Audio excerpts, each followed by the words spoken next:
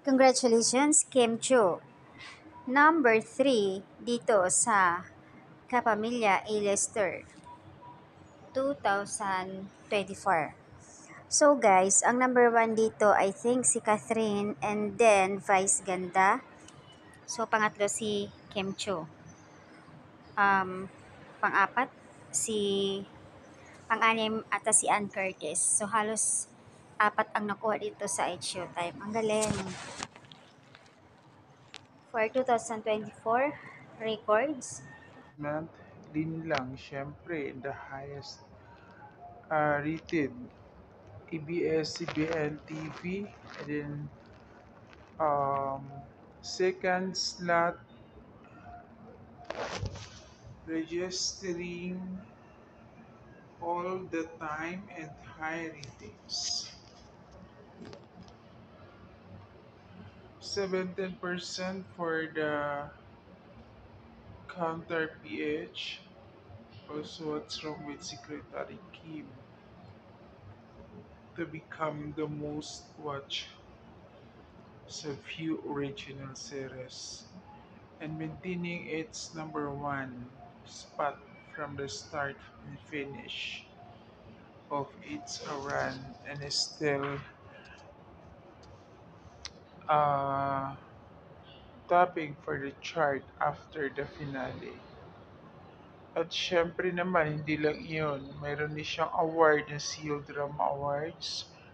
Receive nominations for the acting skills and Content Asia Awards.